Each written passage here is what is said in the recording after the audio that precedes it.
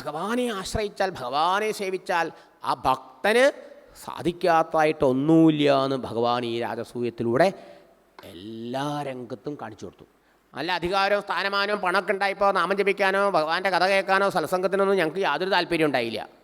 ഇതിൻ്റെ ഒന്നും ആവശ്യമില്ല ഞങ്ങൾക്ക് സാമാന്യം കഴിഞ്ഞുകൂടാൻ വഴിയുണ്ട്, പിന്നെ എന്തിനാ ഇപ്പോൾ ഇതൊക്കെ എന്ന് ഒരു കൂട്ടം വിചാരമായിരുന്നു. എപ്പോഴാണ് ഞങ്ങൾക്ക് ഭഗവാന്റെ വിചാരം വന്നതെന്നറിയോ? ഈ ജരാസന്ധൻ ഞങ്ങളെയൊക്കെ യുദ്ധം ചെയ്ത് തോൽപ്പിച്ച് ഞങ്ങളെ ജയിലിട്ട് ഇടിക്കാൻ തുടങ്ങിയപ്പോൾ. അപ്പോൾ ഞങ്ങളുടെ പണവും അധികാരവും സ്ഥാനവും ഒന്നും കാര്യമില്ല എന്ന് മനസ്സിലായില്ലോ. തീർത്ഥാടനത്തിന് ആത്മാർത്ഥമായ ആഗ്രഹം കൊണ്ട് പോയതല്ല. പിന്നെയോ ഒളിച്ചോട്ടം നടത്തിയത്. കർത്തവ്യത്തിൽ നിന്ന് ഒളിച്ചോടാൻ ശ്രമിച്ചാൽ ഇങ്ങനെയാണെന്ന് പറയാം. പടയെ പേടിച്ച് പന്തളത്ത് പോയപ്പോൾ പന്തം കുളത്തി പട നേരിടേണ്ടി വന്നു കേട്ടല്ലേ. അപ്പം എന്ത് ചെയ്യണം? അവരവരുടെ സ്വധർമ്മം ഈശ്വരാരാധനമായി ചെയ്താൽ അതുകൊണ്ടൊരു പാപമില്ല. മനസ്സിലായോ? ശത്രുക്കളെ കൊല്ലൽ പോലും ഈശ്വരാരാധനമായി ചെയ്യുകയാണ്. അത് ക്ഷത്രിയന് തൻ്റെ കടമയാണ്. അങ്ങനെയാണ് ഈ പാവല്യ എന്ന് ഉപദേശിച്ച ആളാ കൃഷ്ണൻ. എത്ര പ്രാക്ടിക്കലാ കൃഷ്ണൻ, മനസ്സിലായോ? ഭഗവാൻ ഏറ്റവും പ്രിയങ്കരൻ ഭഗവാന്റെ ഭക്തൻ. ഭഗവാന്റെ ഭക്തനാര്? ആരുടെ മനസ്സിലാണോ സദ്ഗുണങ്ങളുള്ളത് അവനാണ് ഭക്തൻ.